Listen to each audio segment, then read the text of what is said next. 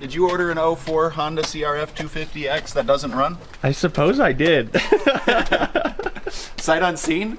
So I'll give you a little backstory. I bought this thing for $2,000. When I went to go check it out, Kincaid was like, if it only starts well, you should buy it.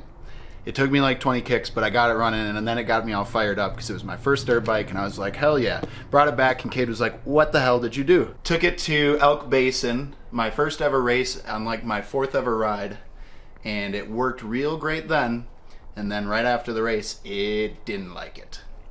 And that was like almost 2 years ago now? 2.5, yeah. And this girl's just been sitting, and I figured someone needs to give her a new life. Might as well be me. So that is how this 2004 Honda CRF 250X came into my possession. This was Grant's very first dirt bike, and he sold it to me for $700, and I am looking forward to bringing it back to life.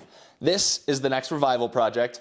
I was stoked how much you guys enjoyed the last one, which was that 2013 Yamaha 450. Moto Shippers actually picked that bike up at my house and delivered it to Jeffrey in Michigan, who won that bike by submitting an order on RockyMountainATVMC.com. Also, I was so stoked to see this, and I'm sure you guys will be too. Here are some clips that Jeffrey sent me ripping that 2013 YZ450F at none other than Redbud, Michigan.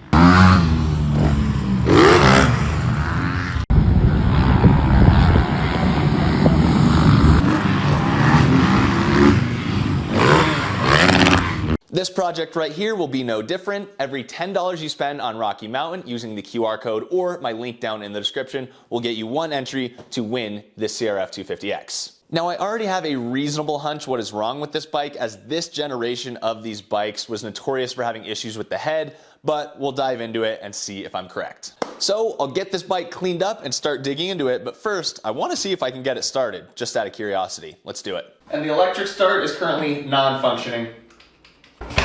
Pretty awful compression.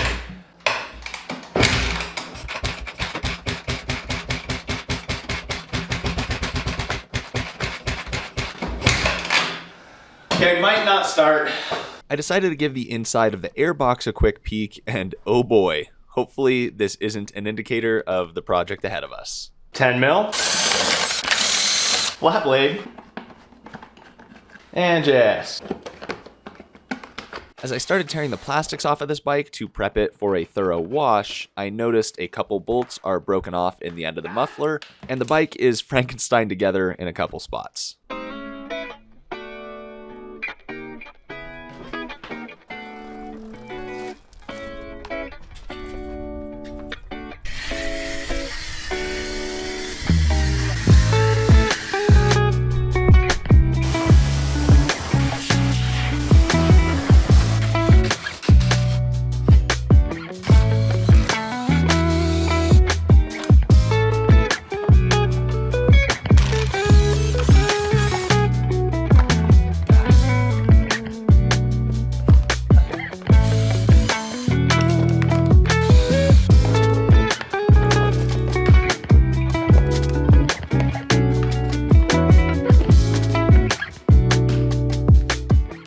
Alright, so why subframe first? Great question. To be honest, for this bike, I know I'm diving into the carb, and I know I'm diving into the engine. There are certainly some more tests I could have done first, but given the lack of starting, the awful compression, and the fact that the air filter and air boot were not really attached, tells me this engine is gonna need some love. So I got the subframe and pipe out of the way to make my life easier for carb removal and getting into this engine. And to no surprise, with the engine at top dead center, I found zero clearance on both of the intake valves. This is on par with my expectations. We'll verify later on what is actually in it for shims, but Grant said the shims in it are the smallest available. Don't do that, kids. But if you do, make sure you own a magnet. Shoop. Haven't hit the tensioner yet, man. That's necessary. With that in mind, the whole head is coming off, and when I'm this far into a 4-stroke with unknown hours, I plan to do a piston as well. Now check out how the carb was aligned with the intake flange. Not ideal. Yes. Classic. No cover bolt. Damn, bro. I'm glad Honda fixed their shit for working on bikes, because They did not make this stuff easy to get to. I don't know what my process for getting to the carb would have been had I not already been committed to taking more of the bike apart. I didn't even try first, but this would have been really hard with, with the shock in play for one.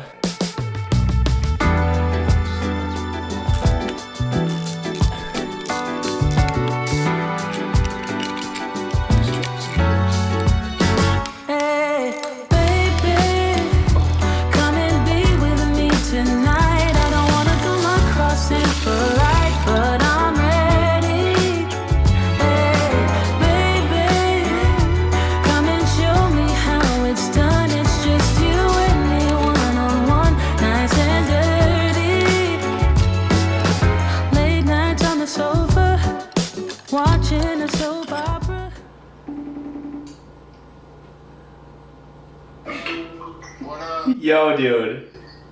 I'm hanging out with my parents and Abby, but what's going on? Heck yeah. I'm working on the Honda. Nice. Very nice. What did I do? Oh, all sorts of things. What do you recall about this starter? Did it work? Or is there a problem with the starter itself? No, I think it was still starting to just kill the battery. Is that cable shorted or something? I didn't even test it. I just, while I'm here, wanted to make sure the unit... So whenever the starter worked, it turned over fine. It's just an electrical thing. It just didn't have compression to E-start enough, and then the battery at some point was cooked. Yeah, the compression was rough. Real bad. Heck yeah, well I can't wait to win it back. Alright, dude. Alright, I'll talk to you later this week. Will do. See ya. Alright, according to Grant, the electric starter is okay. We're gonna finesse this thing. Oh yeah, just like that, dude. Come on, don't be shy. Oh. You watch enough MX Revival, you turn into MX Revival. So unfortunately, I believe this bike needs a crank. There she goes. Oh, there it is. But she is tight. Yep, that ain't right. Mm-mm. When I'm all up in my head,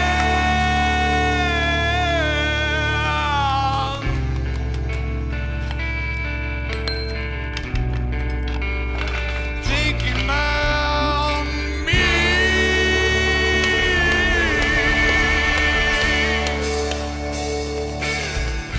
Alright, sorry to interrupt the jams, but story time here. I had a 2006 CRF 450X back in 2018, and the only reason I know there's a pin on the backside of this brake bolt is because I did not realize that 8 years ago working on that bike. I forced the bolt out, completely destroying the threads in the frame, and I had to then source some custom M8 castle nuts, as I now had to put a nut on the back of the brake bolt since I stripped the frame. One of those lessons on if you have to force it, it probably isn't right. At the time on that project, I was just swapping a rear brake pedal, and what should have been a 20-minute job took me 6 or 7 hours to find a solution.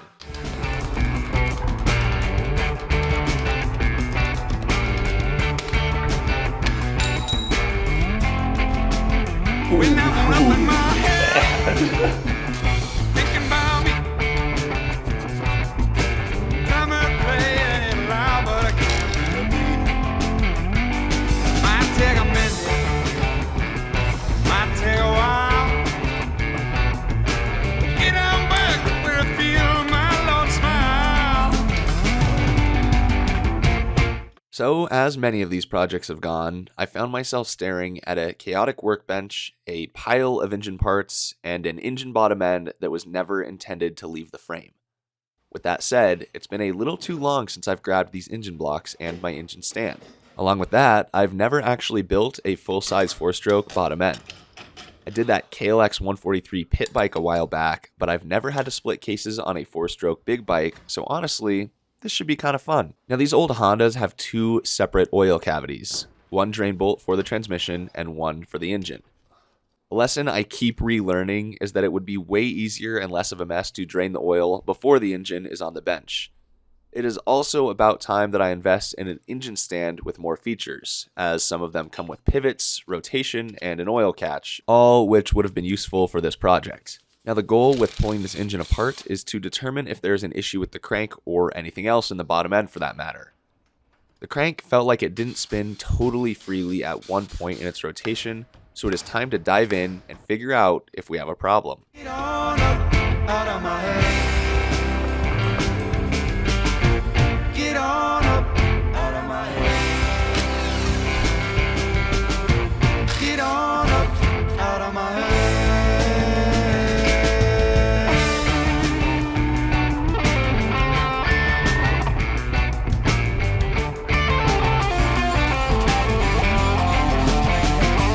I'll get by, feeling that shit.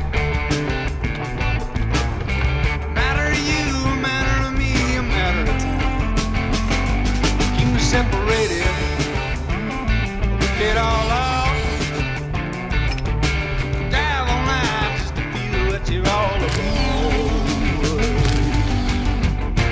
Get on up out of my head. Get on up out of my head. Get on up out of my head.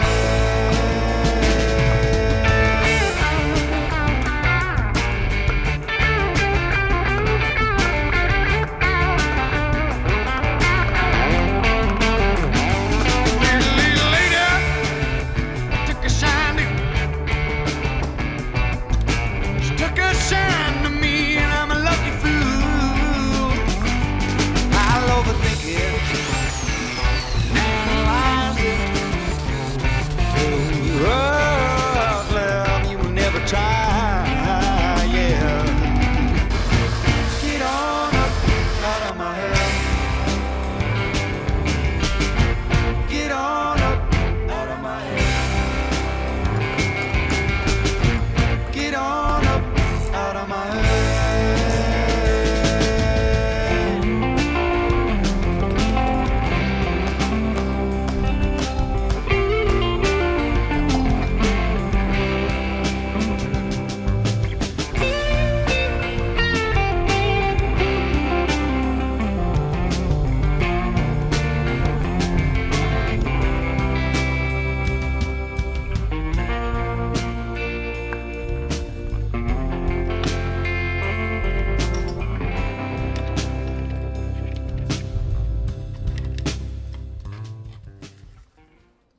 Alright, so what have we learned?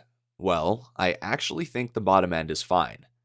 There is certainly a little more resistance in a 4-stroke engine than a 2-stroke with the balancer shaft, the starter gear, the oil pump, and more. And with the short little rod on this crank, I think I may have just been getting to a point where I had poor mechanical advantage to turn the crank over. As components came off of the engine, I continued to cycle the crank without resistance, turning it by the end rather than from the rod. I was also concerned about the side-to-side play, but confirmed that's actually normal for these bikes, as that play goes away with the primary installed. I'm still debating if I should swap out the main bearings and seals while I'm here anyway, but really they look and feel good. The transmission looks great, the clutch looks great. Essentially, nothing I saw within these cases was concerning to me. I gave the cases a bath, which I've never done with bearings in before, but I kind of think as long as they get blasted out with contact cleaner and a lot of compressed air, it should be fine as long as I get 100% of the water out. So while I wait for new gaskets and a couple seals to reassemble the bottom end, let's take a look at the head, a notorious problem for this generation of Hondas. It is fortunate that the bottom end looks alright, because between the head and the carb, I'm going to have my work cut out for me. So I indeed confirmed that the intake valve shims were the smallest possible option, barely sticking up from the valve itself. I used my Tusk valve spring compressor to compress the spring and remove the keepers so that the valve could be removed too. Inspecting these valves was telling. So with these bikes, either the valves were too soft, the head material was too hard, or it was a combination of both. But this caused the valves to slowly take on this mushroom shape as they continued to slam against the head.